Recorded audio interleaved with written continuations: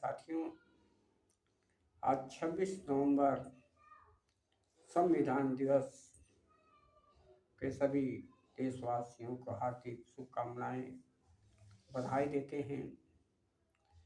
और आज supreme court में भी बाबा साहब की प्रतिमा लगी है। लगने पर हम चंद्रचूड़ जो जज हैं सुप्रीम कोर्ट के, वो भी बधाई के पात्र हैं। उन्होंने एक साहसी काम किया है।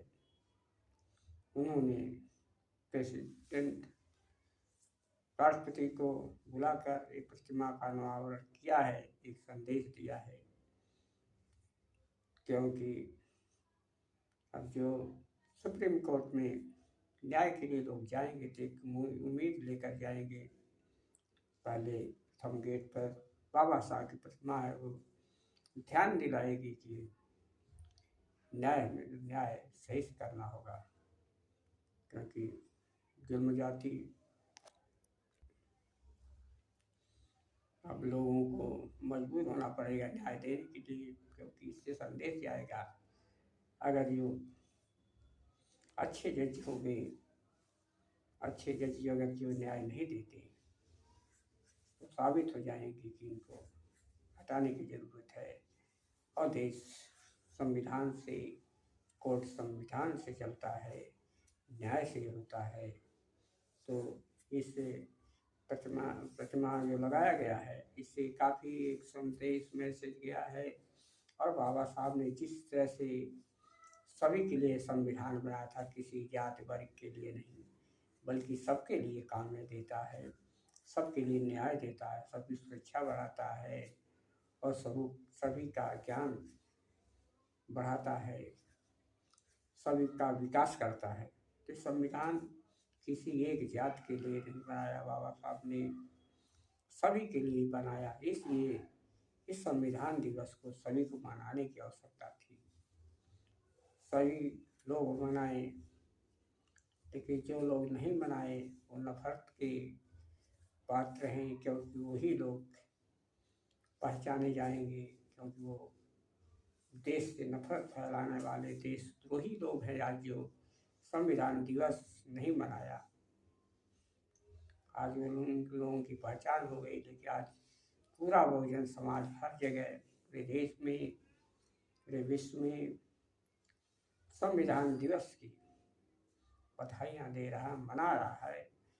और एक बाबा साहब के किस तरह से कारवां को संघर्ष किया, बाबा साहब ने किस तरह से कड़े कठिन परिश्रम में इस संविधान को बनाया, देश को किस तरह से बांधा, किस तरह से देश को जोड़ा।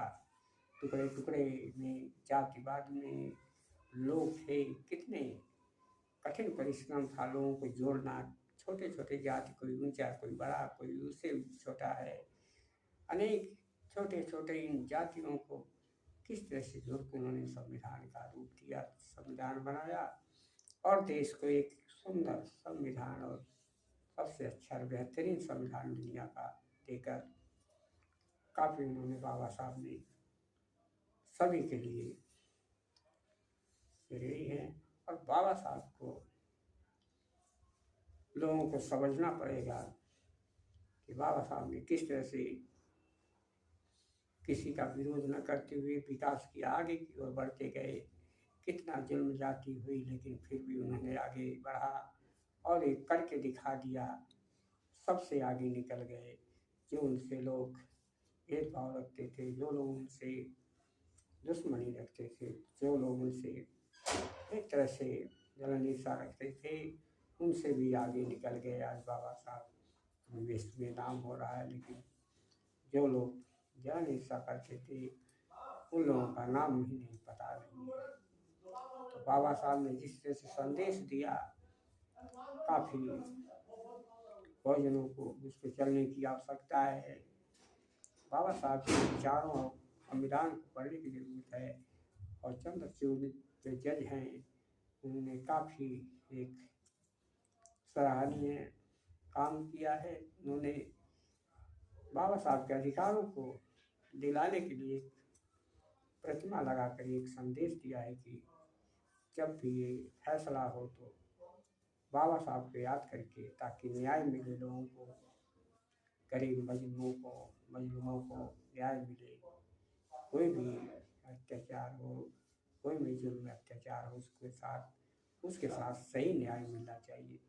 ये प्रतिमा एक संदेश, एक मैसेज देगी, बाबा साहब की सोच को, विचारों को दर्शाएगी, ताकि ऐसे जज बने जो लोगों के न्याय कर पाए, इस सुप्रीम कोर्ट में जाए, ऐसे लोगों की भर्ती हो जो सभी जातिवाद भेदभाव भुलाकर न्याय देने में सक्षम हो। ऐसे लोगों को कोर्ट में जज बनकर जाने की आवश्यकता है। ऐसे लोगों की आवश्यकता होगी। ये संदेश है बाबा साहब ने, इस संदेश को काफ़ी सभी को बाबा साहब के विचारों को जानना चाहिए, उनके विचारों पर चलने की आवश्यकता है। सभी देशवासियों को जय भीम, नमो बुद्धाय।